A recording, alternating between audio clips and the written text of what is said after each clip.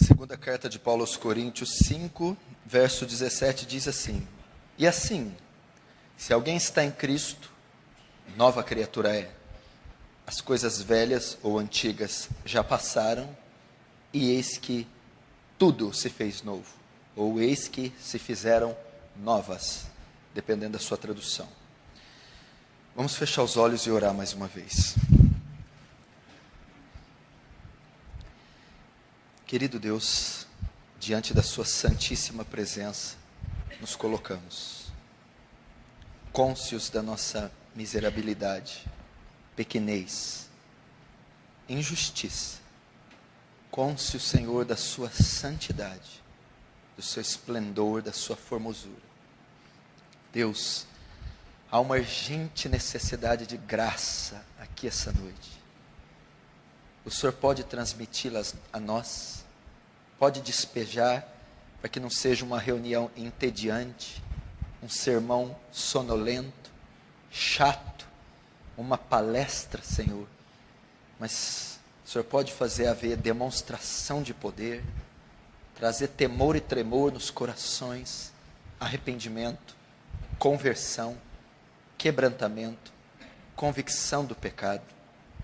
Deus, eu peço, tira toda a irreverência do teu povo, tira todo o destemor do teu povo, que ninguém se atreva, Senhor, tocar em sua santidade, que ninguém se atreva a blasfemar teu santo nome, que todos se calem e cultuem o único digno de todo louvor e toda adoração. Receba a glória para si essa noite, faz teu reino avançar e nos conforma à imagem do teu Filho. Em nome de Jesus. Amém.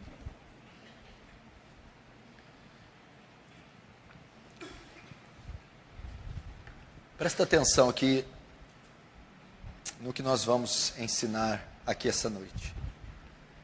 Definitivamente, o tema que eu vou pregar hoje é o tema que eu mais preguei em toda a minha vida e é o tema que eu mais prego fora dessa igreja. Quando eu viajo em os congressos, seminários e conferências que eu sou chamado a pregar, esse é o tema mais abordado nesses seminários e também talvez foi o mais abordado aqui neste púlpito. Regularmente eu estou trazendo à memória da igreja essa doutrina que eu vou ensinar essa noite. E hoje não será diferente. Nós iremos repetir as boas e velhas notícias que trazem conforto e esperança para a igreja. Paulo, escrevendo aos Filipenses, disse: Eu não vos canso de escrever as mesmas coisas, pois é segurança para vós. Se Paulo não cansa de escrever, quanto mais eu vou me cansar de pregar. Eu quero falar um pouco hoje sobre a doutrina da regeneração, o novo nascimento, a transformação que um pecador atravessa para herdar o reino dos céus. Eu tenho viajado boa parte do Brasil e fora do Brasil para pregar o Evangelho. E 99,9% dos lugares que eu prego são igrejas evangélicas, de diversas denominações, pentecostais, tradicionais, igrejas episcopais, igrejas calvinistas, arminianas, seja o que for, batistas, presbiterianas, assembleias, comunidades.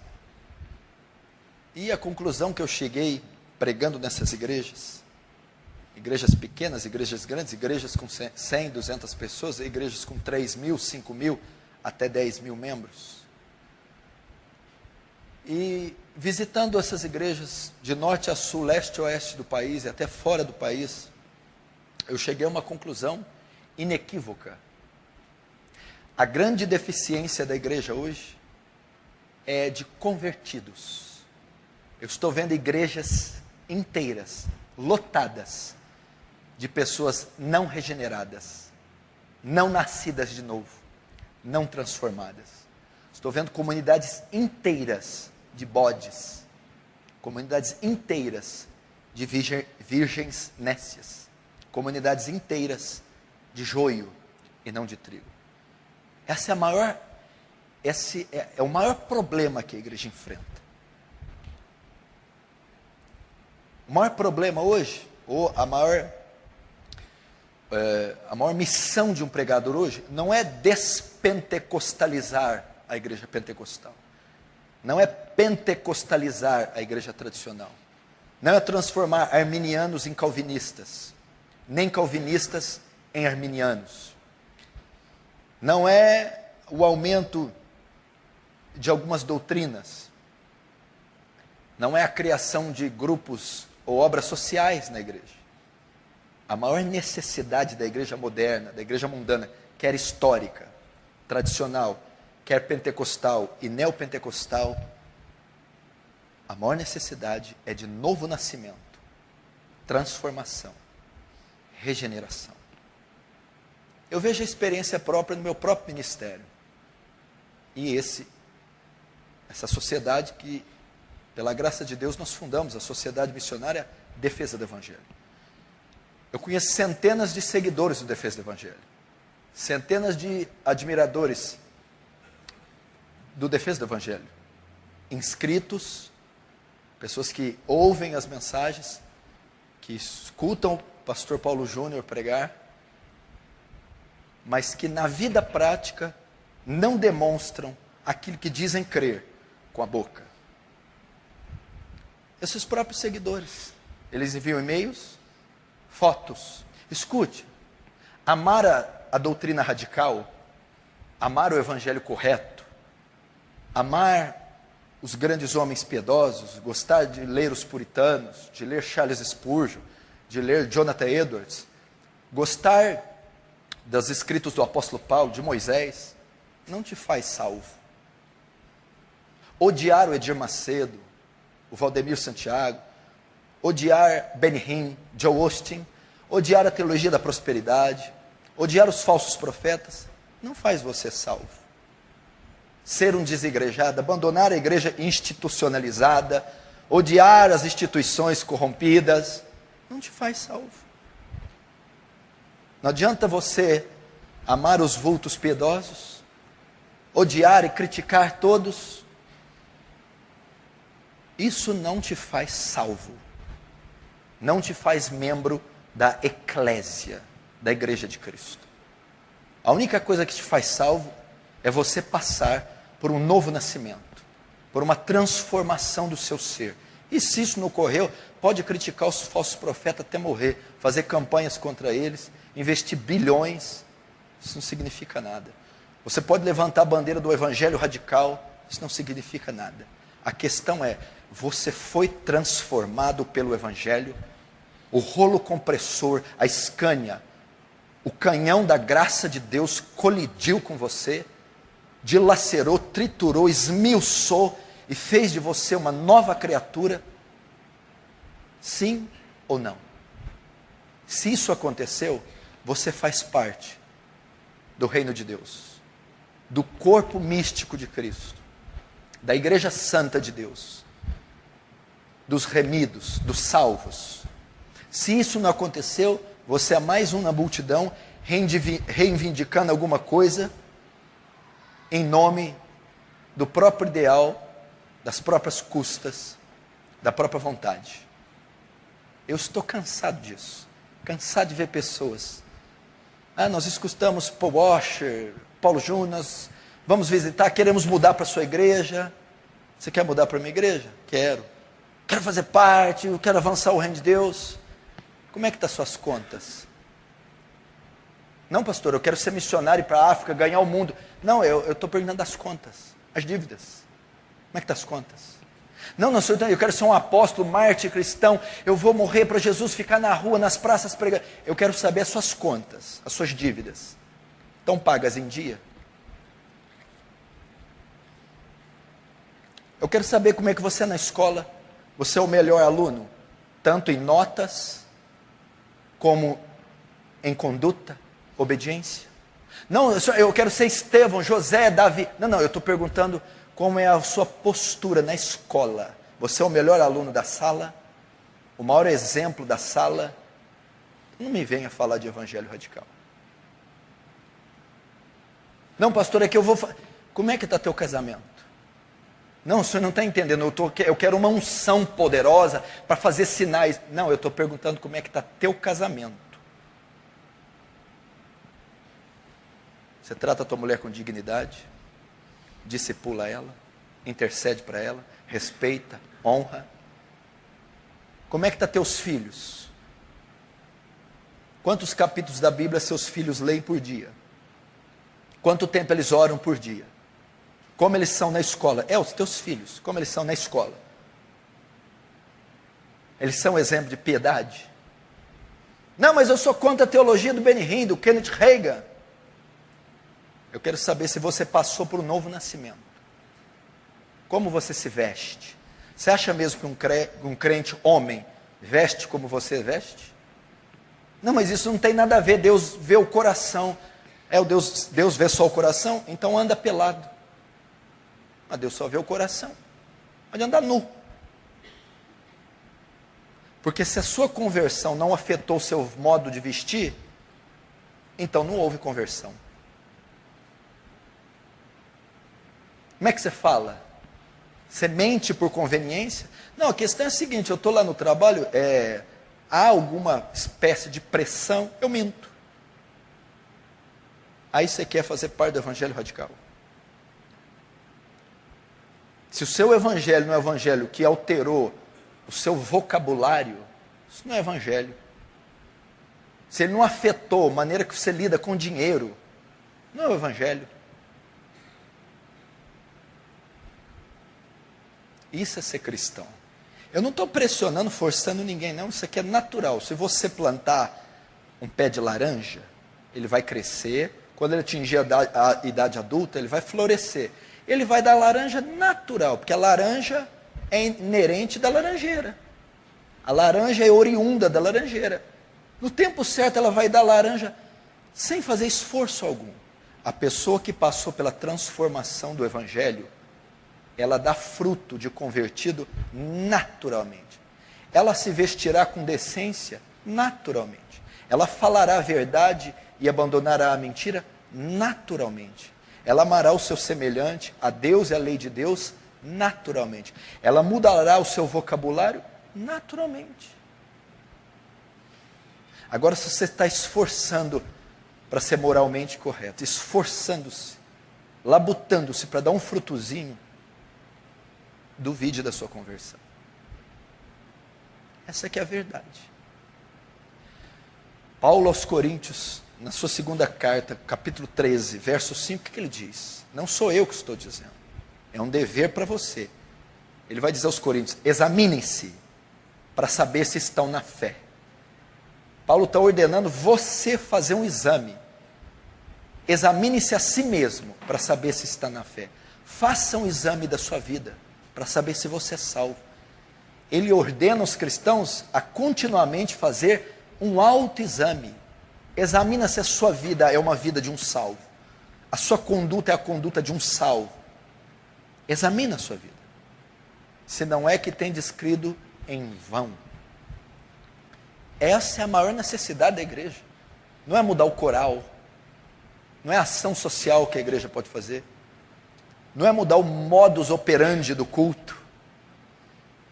A maior necessidade da igreja é de regenerados, nascidos de novo, convertidos de verdade. Essa é a maior necessidade. E a pergunta para você aqui essa noite é: você é convertido de verdade? Ou se o evangelho para você é uma mera conveniência? Um evangelho conveniente. Uma instituição de autoajuda, de moralidade, paz interior. Ou se o evangelho é um estilo de vida, é uma transformação que você se submeteu. Eu estou dizendo isso, que só herdará o reino dos céus, só passará pelos portões de pérola da Nova Jerusalém, só encontrará com Cristo nos ares, aquele que passou pelo metanoia, pelo arrependimento, pela transformação. Esse é aquele, são aqueles que fazem parte do corpo místico de Cristo.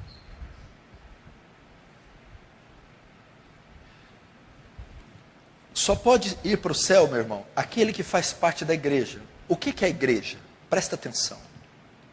A igreja é o corpo místico de Cristo. Só se integra a igreja, presta atenção. O termo original, alguns usam a igreja porque ela tem dois nomes. Sair e fora, sair para fora. Mas não é bem isso que o autor sagrado quis ensinar.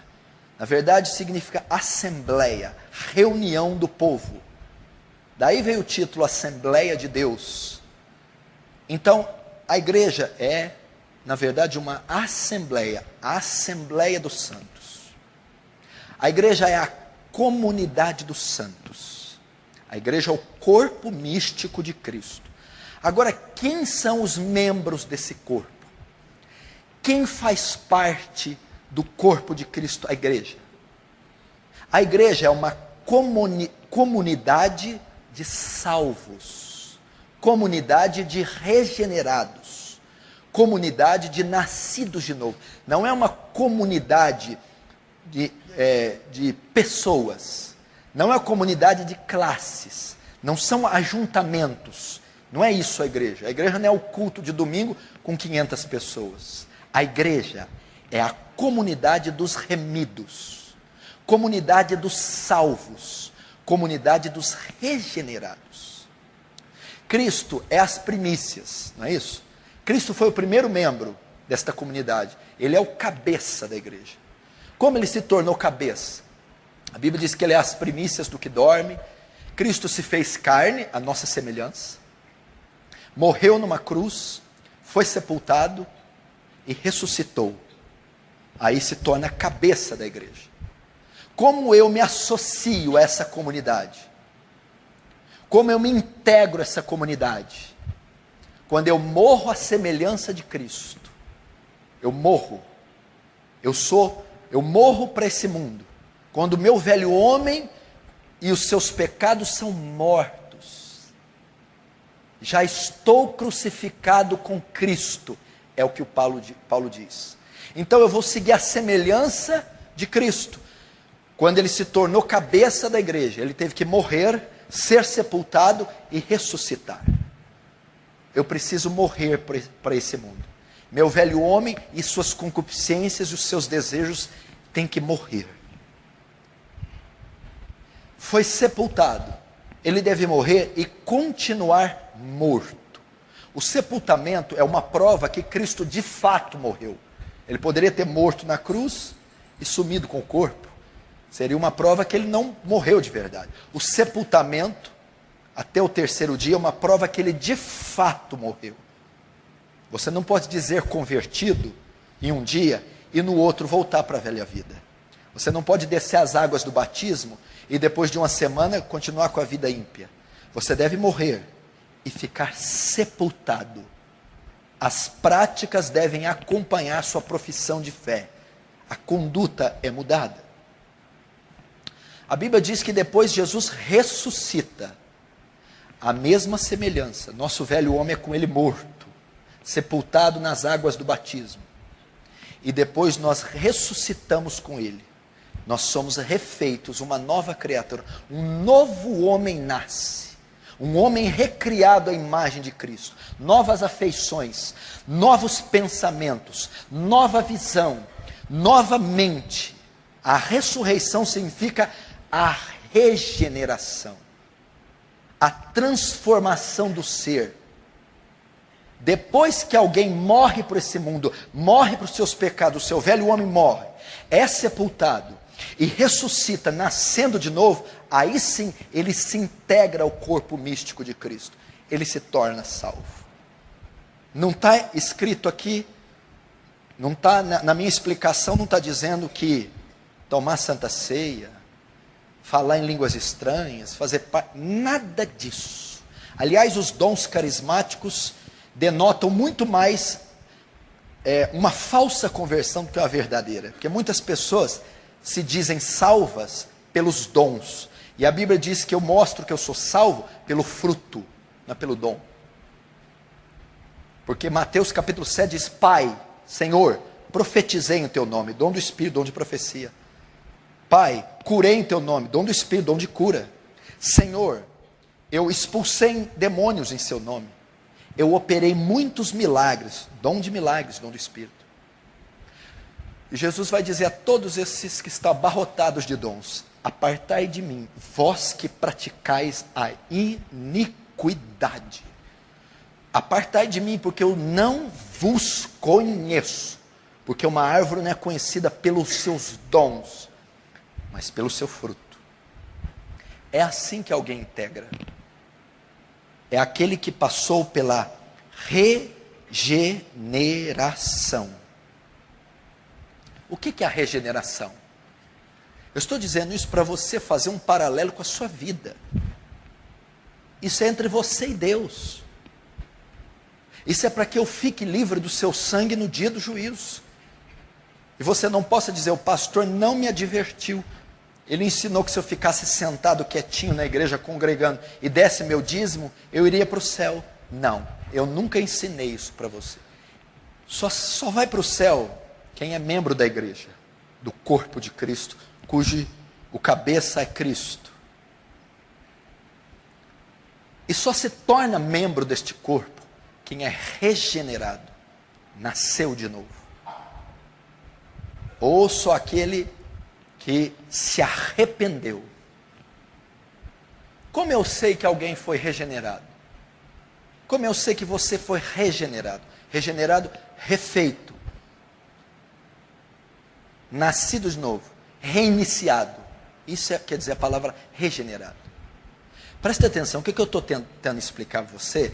Você nasceu num pano de fundo histórico, católico romano, católico apostólico romano, que te ensinou durante milênios que as esmolas fazem expiação para o pecado.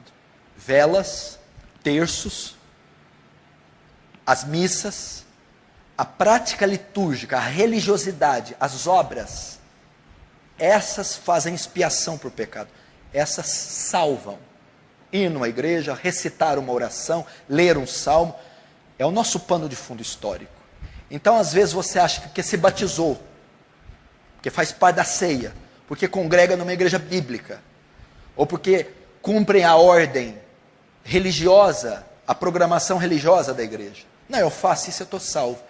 Talvez você ainda está acostumado, intoxicado com essa ideia. Não. Não é suficiente tomar ceia. Não é suficiente descer as águas. Não é suficiente cantar hinos bíblicos. Não é suficiente ir na vigília em todos os cultos. Não é suficiente cumprir as regrazinhas da igreja. Deve-se passar pelo novo nascimento. Deve-se passar pela transformação. Isso é uma obra incrível, extraordinária, espetacular, transcendente, sobre-humana, supra-humana, supranatural. E isso precisa acontecer com você. Você precisa ter essa experiência. Regeneração. A primeira fase da regeneração é no coração. Ezequiel 36. Arrancarei o coração de pedra e colocarei o coração de carne. Não tem religião, não tem dogma doutrinário, nem autoridade eclesiástica que pode operar isso. O papa, o pastor, o bispo não pode manipular a regeneração. É uma transformação. Tirarei o coração de pedra. Por que coração de pedra? Um coração insensível ao próprio pecado. Um coração insensível à lei de Deus. Um coração indiferente à obra do Espírito Santo. Um coração obstinado, empedernido, cego, duro, rebelde, inimigo de Deus, amante do mundo. Troca por um coração de carne. Um coração sensível à santidade de Deus. sensível ao próprio pecado, sensível à lei de Deus, um coração quebrantado, contrito, um coração que tem consciência da própria ruína, da própria iniquidade, da própria perdição, um coração que tem consciência da santidade e justiça de Deus. O processo se inicia no coração, a regeneração. Quando fala coração, não fala de um órgão apenas.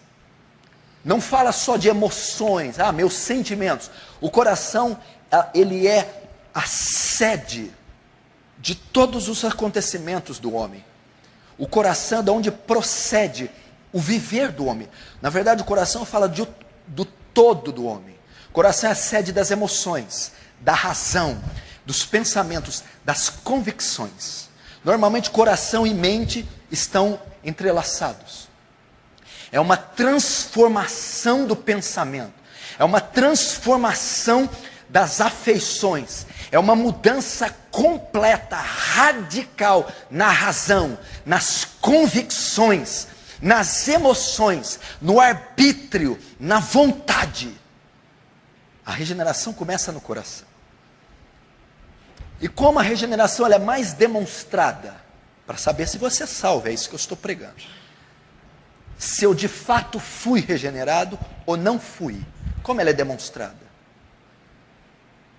Quando Deus toca no coração de um homem, quando Deus tira o coração de pedra, obra da regeneração, coloca o coração de carne, um novo coração, coração de Cristo, amante de Deus, sensível, santo. E quando mexe nas afeições do homem, aonde isso mais veio evidenciar, é na vontade do homem. Como você sabe que você foi regenerado? Como você sabe que você nasceu de novo? Como você sabe que você se integrou ao corpo de Cristo? Como você sabe que você faz parte da igreja do Deus vivo? Como você sabe que você foi remido, lavado pelo sangue de Jesus?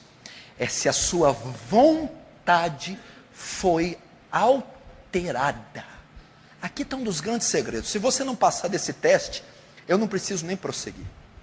Como? As pessoas se julgam salvas, aceitas ou amadas porque elas pararam de fazer determinadas coisas e começaram a fazer determinadas outras coisas. Ok?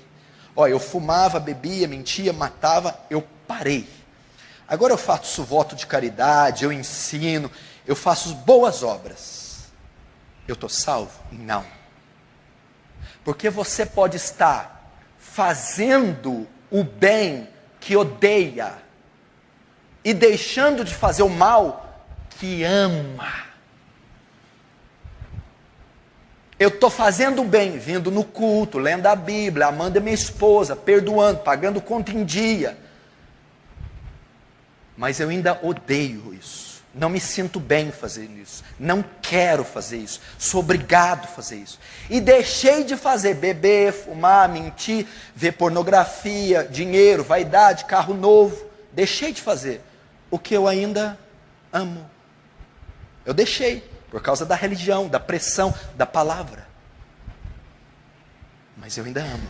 Ou seja, eu mudei a prática, mas não mudei a vontade. O muçulmano deixa de fazer uma porção de coisa. O espírita deixa de fazer uma porção de coisa. O testemunho de Jeová, os mormons, deixam de fazer muitas coisas más e fazem muitas coisas boas. Resposta, pergunta, os muçulmanos, os espíritas, os testemunhos de Jeová, os mormons, são salvos em geral? Não. Onde a regeneração é evidenciada? Eu deixei de fazer o que eu amava, porque eu agora odeio. E eu comecei a fazer aquilo que eu odiava, porque agora eu amo. A minha vontade foi mudada. Hoje eu tenho prazer na lei do Senhor. Desejo por santidade, por amar, por perdoar, pela justiça de Deus. E hoje eu odeio o pecado, abomino a vaidade, a hipocrisia, a mentira, a lascívia. Eu não só deixei de fazer, Eu deixei de gostar de fazer. Eu não só comecei a fazer a justiça, eu passei a amar a justiça. Isso é uma das maiores evidências que alguém foi regenerado. Você pode vir a 100 cultos, ler 100 vezes a Bíblia, dar 100.000 cestas básicas. Pode pegar um chicote com ferro nas pontas e se flagelar. Se a volição, se o arbítrio, se a vontade não foi alterada, não houve novo nascimento, não houve regeneração, não houve salvação. É a vontade. Primeiro muda o coração, a regeneração. Depois muda a língua. Língua? Sim. A evidência que eu sou salvo é a língua? É. Porque a Bíblia diz, o que fala a boca é aquilo que está em abundância no coração. A língua, as palavras que você fala, revelam o seu coração. Entendeu? Foi Jesus quem disse. O que fala a boca, o que diz a língua, é aquilo que está cheio no coração. A regeneração é o quê? A troca de corações.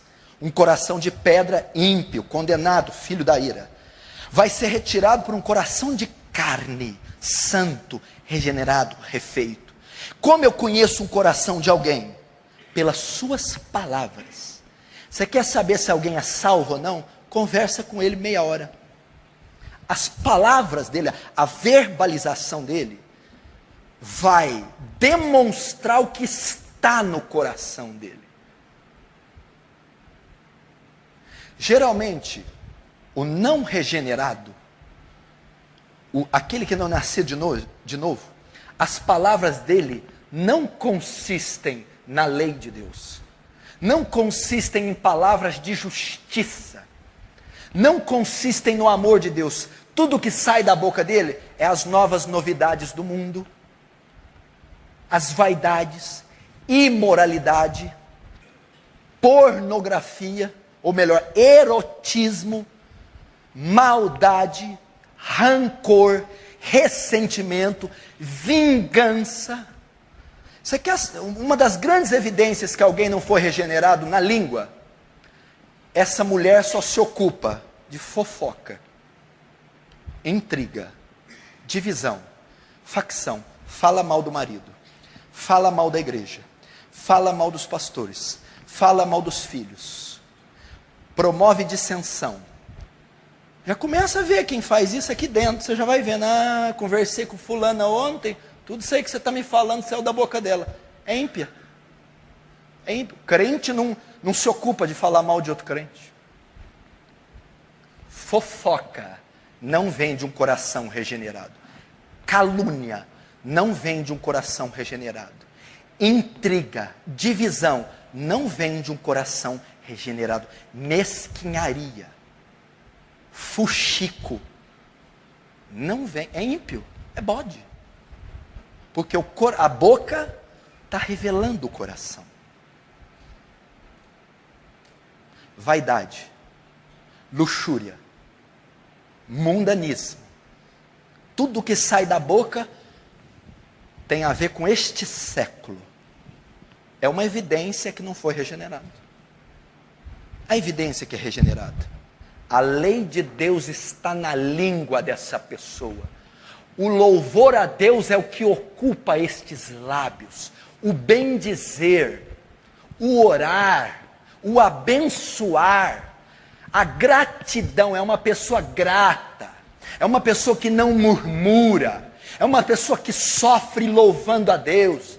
É uma pessoa que abre a boca para pregar e ensinar o evangelho. Ela tem prazer de testemunhar o que Deus fez no emprego, o que Deus fez no momento de oração. Ela edifica os que estão ao seu redor. Ela ensina as escrituras. Ela prega o evangelho. Ela protege alguém. Ela abafa a contenda. Bem-aventurados pacificadores, porque serão chamados filhos de Deus.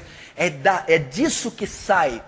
É isso que sai da boca de um crente. Porque o coração que é nascido de novo, regenerado é um coração que ama a Deus, que ama a justiça, que ama o Senhor Jesus. Logo, ele vai professar esse amor em palavras. Está tudo aqui, ó. Pastor, dá a base bíblica. Do coração do homem procede os adultérios, os vícios, a maldade. Do coração do homem. Terceira evidência de um regenerado: a aparência. Primeiro, ele muda o coração, o regenerado. Segundo, ele muda as palavras que revelam o coração. Terceiro, a sua aparência é afetada. E aqui é onde a maioria derrapa. Pastor, leve em conta os tempos, a cultura. Leve em conta, contextualiza. A cultura da Bíblia é uma contracultura do mundo. Não vem com esse papo de cultura, não. Homem tem que vestir igual homem e mulher como mulher. A Bíblia traça um perfil para vestimenta e eu tenho que obedecê-la. A palavra de Deus diz em 1 João capítulo 2, que diz: aquele que diz estar nele, aquele que diz que anda na luz, ele obedece os preceitos de Deus, ele pratica a palavra de Deus. O que quer dizer isso? Uma das grandes evidências que alguém é salvo é que ele aplica cada conceito da Bíblia no seu viver diário. É por isso que nós tivemos essa categoria extraordinária de cristãos no século 17, os puritanos. Qual era uma das maiores marcas dos puritanos? Aplicar cada princípio da Bíblia no seu viver diário. O que a Bíblia fala sobre olho? Os puritanos estudavam tudo para saber como usar os olhos. O que a Bíblia fala sobre mãos? Os puritanos estudavam a Bíblia inteira para saber como usam as mãos. Como usa o dinheiro? Os puritanos iam em todos os textos que falavam como usar o dinheiro e colocavam a sua vida com o dinheiro debaixo da autoridade das Escrituras. A Bíblia, ela menciona o tipo de vestimenta do cristão: decência, ordem, moral. Homem se veste como homem, mulher como mulher. Não há aqui a permissão para sensualidade, quer por parte de homens, quer por parte das mulheres. A regeneração, então, é evidenciada no exterior. A vestimenta. Você já notou? Uma pessoa se veste com sensualidade. Muita maquiagem, roupas curtas, seios de fora, mini saias. A marca da vestimenta é sensualidade. Então ela é regenerada, recebe um novo coração, muda a sua vontade. Começa a mudança no interior dessa pessoa. O coração muda, a vontade muda, as palavras mudam. Logo, logo, essa transformação interior vai se manifestar, vai se refletir no exterior. Ela não conseguirá se vestir com sensualidade. É impossível. Eu não estou dizendo que um pastor carrasco com um taco de beisebol vai obrigá-la. Naturalmente a laranja virar. Naturalmente aquela mulher começa a ter consciência do próprio corpo, da própria sensualidade. E é impossível que ela se vista com sensualidade. Ela vai cobrir os seios. Ela vai aumentar o comprimento da saia. Ela não vai usar uma calça apertada. E se usar, vai ser uma calça cobrindo o seu quadril. Ela não deseja ser instrumento de cobiça para os homens. Instrumento de pecado para a sociedade. Ela deseja ser templo do Espírito Santo. Ela quer ser conhecida pela piedade, justiça e santidade. Eu não concordo, não tem nada a ver. Eu estou percebendo mesmo que você não concorda. Mas a Bíblia diz isso. 1 Timóteo capítulo 2. Que o vosso traje seja com moderação, com modéstia, como se vestem as castas mulheres, donas de casa. É assim que deve ser. Se você vive um evangelho que não muda o seu exterior, meu amigo, vem para mim com qualquer ladainha teológica que eu não vou engolir. Isso altera a nossa vestimenta. Homens vestem como? Primeiro como homens. Nós estamos vendo uma sociedade que está desmasculinizando o homem. afeminando o homem. Veja a moda como ela veste. A calça do homem, cada vez mais apertada, mais colada e mais baixa. Olha o cabelo do homem. Olha a maneira que o homem está sendo efeminado. Pastor, eu sou radical vindo à cultura. Pelo amor de Deus. Uma das marcas do regenerado é que ele aplica a sua vida nos conceitos da palavra. Não me vem com... Se a Bíblia manda você se vestir assim, o regenerado não resistirá, não pensará duas vezes, ele se vestirá. Homens, trajem-se com decência. Pergunta aqui nessa igreja: tem culto de jovens aqui? Não. Que dia que é o culto de jovens? Todo dia. Os jovens apresentam-se em massa na quarta, no sábado e no domingo. E não necessita nenhum atrativo para eles. Nenhuma parafernália. Eles gostam de louvores sacros, cristocêntricos, teocêntricos. E gostam da exposição fiel. Quanto mais fiel, mais exegética, mais eles admiram. É isso que eles gostam. E qual a vestimenta deles? Gostam de vestir como homens. Quanto mais homens, melhores. É assim que eles gostam. Nunca usei um método alternativo para atrair um pecador para Jesus. Só a exposição do Evangelho. Vestimenta. Pode haver conversão assim? Pastor, em pessoas que continuam se vestindo assim? Escuta a resposta. Pode haver? Pode. Mas o senhor acabou de dizer que não pode se vestir assim? Pode haver conversão? Pode. Mas uma pessoa se converte, pode continuar se vestindo assim todo o tempo? Absolutamente não. É só um momento de adaptação. Ela vai crescendo espiritualmente, ela vai entendendo. Quando eu era menino, fazia coisa de menino. Falava coisas de menino. Quando eu cresci, virei homem. Deixei as coisas de menino. Está falando de espiritualidade ali. Fazia coisas de menino espiritual, novo convertido. Mas fui crescendo, fui entendendo a maturidade da fé. O Dr. Martin Lloyd-Jones diz assim: nós cristãos temos que ser conhecidos como pessoas sérias. E um dos cartões postais, ou das cartões de visita do crente, é a roupa, a vestimenta a roupa que ele veste, a sua vestimenta. Ela pode demonstrar seriedade ou não. A vestimenta. Eu não estou falando aqui de uso e costume, saia, corta cabelo, burca, mumificação, ser feio. Pastor, ser santo é ser feio? Não, minha filha. Ser feio é fruto do velho homem. Pelo amor de Deus, filha. Rapa o bigode, viu, filha? Faz esse favor. Depila a perna bem, aqui pode. Ah? Pode ser bonita. Pode passar um perfuminho. Não tem problema não. Não sou contra a beleza não. Agora não confunde beleza com sensualidade. Eu quero ser bonita, pode ser bonita. Não confunda beleza com sensualidade. Um dia eu estava pregando numa igreja pentecostal super tradicional. E eu peguei uma mensagem forte. Levantou uma mulher de 70 anos para falar comigo. Sem brinco, sem nada, cabelo, aquela coisa, bigode, barba, cavanhaque. Sangue de Jesus.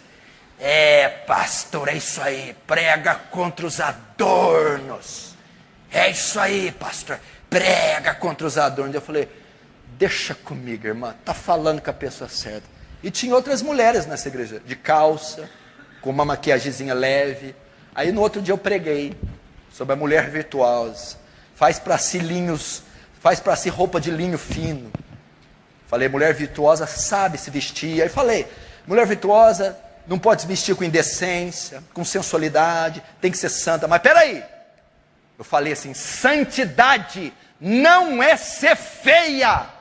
Se você quer deixar o cabelo da perna crescer, se você quer deixar o calcanhar rachado, se você quer ser feia, não incomode quem quer ser bonita. Santidade não tem a ver com feiura. A mulher levantou e foi embora. A bigoduda. Acho que quando ela converter, ela vai raspar o bigode. Então eu não estou pregando isso. Quarto, Onde a regeneração se evidencia? Quarto, a conduta, a postura, o testemunho. Isso aí nós padecemos, irmão. Meu Deus do céu, eu poderia ficar nesse tópico e fazer uma conferência de 10 dias só com esse tópico, pregando uma mensagem de 1h40 por dia.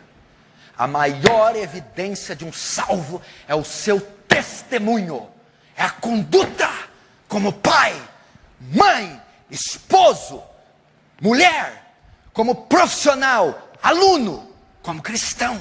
É a conduta. Há uma alteração em todas as suas atividades. A maneira que ele lida com o dinheiro muda. A maneira como ele lida com a sua firma muda. O profissional que ele é muda. A maneira como ele lida com a esposa muda. Como ele lida com os pais muda. A conduta dele, a postura dele é completamente alterada. Muda completamente. A maneira que ele lida com o dinheiro, as finanças, os lucros, os ganhos, é toda afetada. A maneira que ele lida com os filhos, a postura que ele tem no emprego dele, é completamente alterada. Isso aconteceu com você? Notem, antes de você converter, você estudava naquela escola. Você converteu, continua estudando naquela escola. Correto? Correto. Antes de você converter, você trabalhava naquele emprego, ou em outro qualquer. E agora converteu e continuou trabalhando. Antes de você converter, você ganhava tal de ordenado e usava seu dinheiro desta maneira. Agora você converteu e usa o ordenado e ganha o mesmo ordenado. Ok? Antes de você converter, você se relacionava socialmente com algumas pessoas, ímpias, etc. Tal. Você se converteu e ainda conhece essas mesmas pessoas. Eu quero dizer agora, eu quero pedir para você, faça uma análise agora.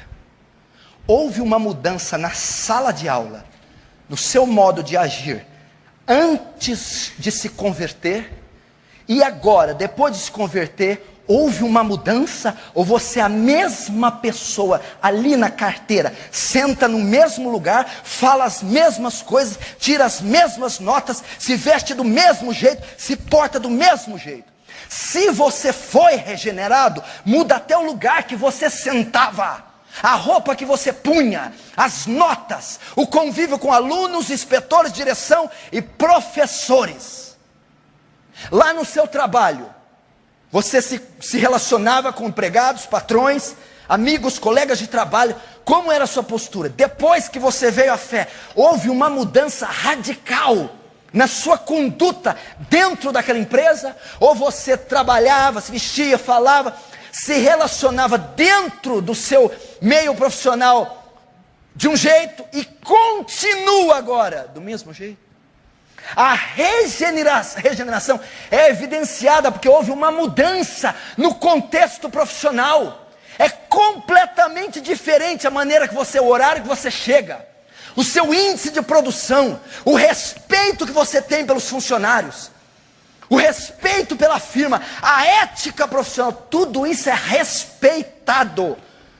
A moralidade, a sua pureza, a sua honestidade na empresa. Houve isso? E o dinheiro? O money? O lajan? A pila? A libra? O euro? O ien? O dólar? Você quer testar um homem? Toca no bolso dele. Está tudo gostoso e agradável a conversa. Fala de dinheiro. Presta atenção. Uma das coisas que rege esse século é o dinheiro, a ganância, o capital.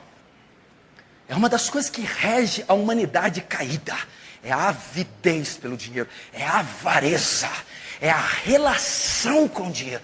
Todos querem ter, aumentar o ordenado, comprar, construir, ter posses. Uma das grandes evidências de um regenerado é que ele muda a relação dele com o dinheiro. Ele muda a relação dele com o dinheiro. Ele não deseja mais esse lucro desenfreado. O propósito dele não é gastar consigo próprio por bel prazer. Há uma alteração na relação dele com o dinheiro. Eu quero perguntar, desde que você veio para Cristo, ou para essa igreja, ou para a sua, houve uma alteração, uma mudança na sua relação com o dinheiro?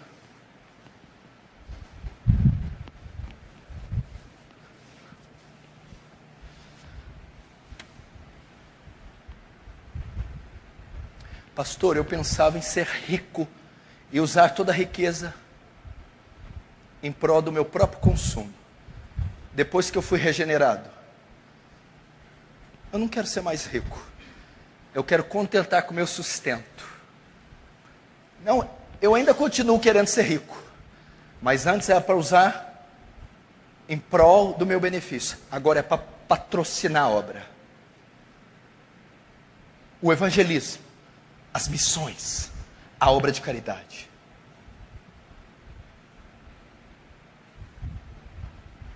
Regeneração. Conduta. Agora sabe o que eu estou vendo? Olha para mim, vamos falar sério. Não fica me resistindo não. Eu venho aqui nessa igreja, esse pastor só fala a mesma coisa. Vou falar até você converter. Eu estou te dando uma evidência bíblica, uma doutrina bíblica, pregada por Spurgeon, John Wesley, Jonathan Edwards, apóstolo Paulo. Regeneração. Como você pode ficar conforto? Como você pode ter segurança da sua salvação em coisas externas? Como você pode não se preocupar com a sua eternidade? Meu Deus do céu! A crise da igreja hoje é se firmar no mundo. Quem que eu vou ser na vida? Não sou nada na vida, eu tenho que ter diploma, tenho que casar. A vida da igreja, a crise, ela está tendo uma crise de identidade. Ela quer parecer com o mundo. Eu tenho que ter casa cara, carrões do ano, doutorados, cursos. Tem que conhecer o mundo, eu vou ficar mofando numa igrejola. E onde está a eternidade? Onde está onde você passará o resto da vida?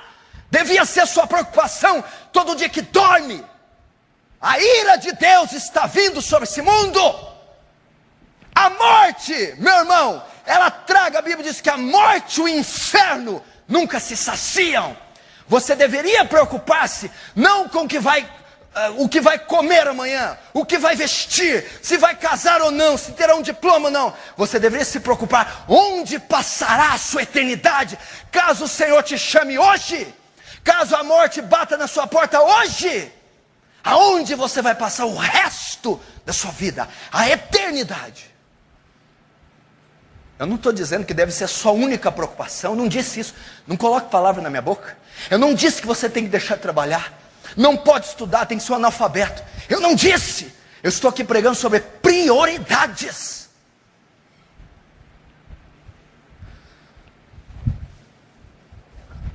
Fica pensando o dia inteiro com quem eu vou casar. Com quem eu vou casar? Tem que fazer um curso, tem que ganhar mais. Ganhar mais para quê? Vai para o inferno rico?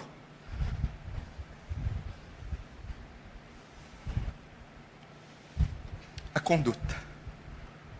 Queridos,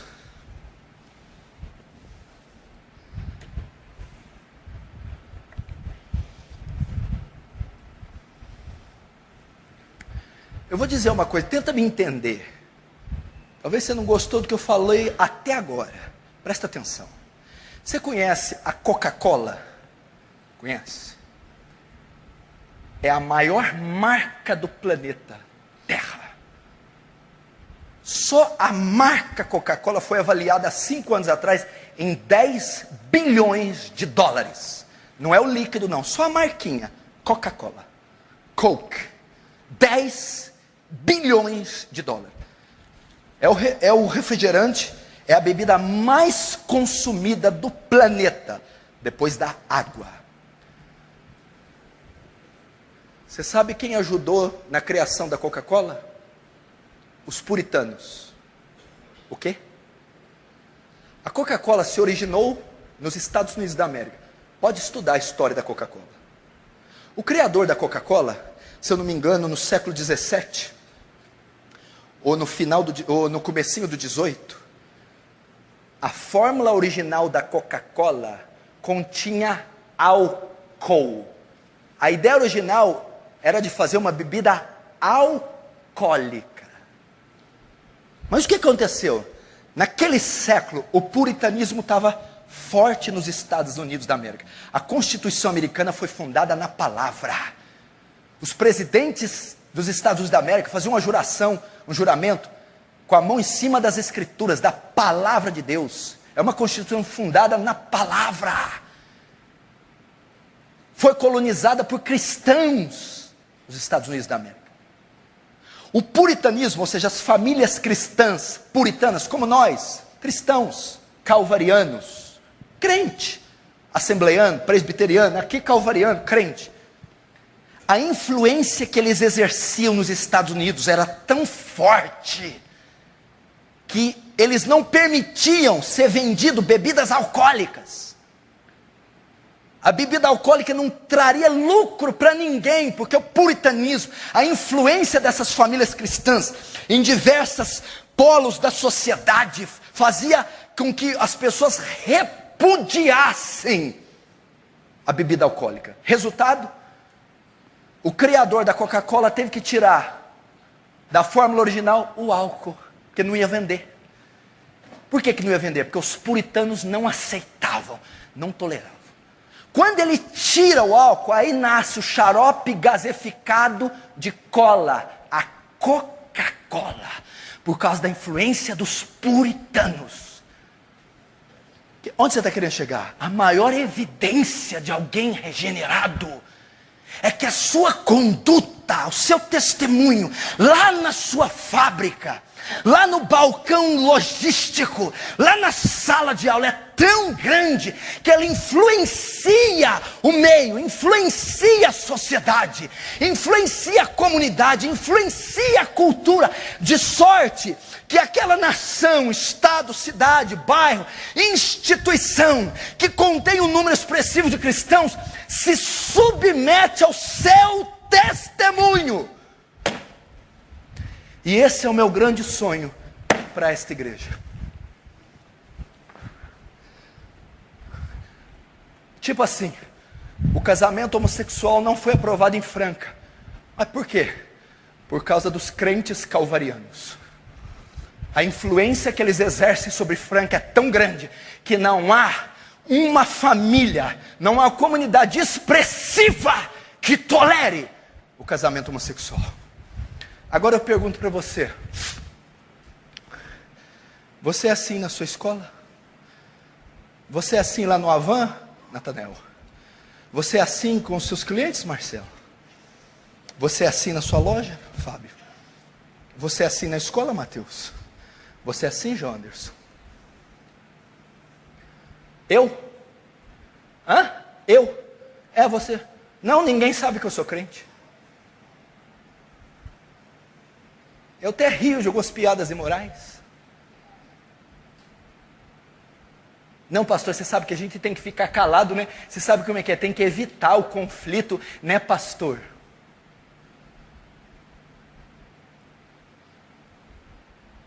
Eu tenho medo de perder o meu emprego. Engraçado, os crentes primitivos não tinham medo de ser comido pelos leões no Coliseu. Os apóstolos acabavam de tomar uma surra no Sinédrio. Não falem mais nesse nome. Ok, lê aí, vê aí se convém obedecer a vocês, homens, ou a Deus. Saíam do Sinédrio e iam pregar.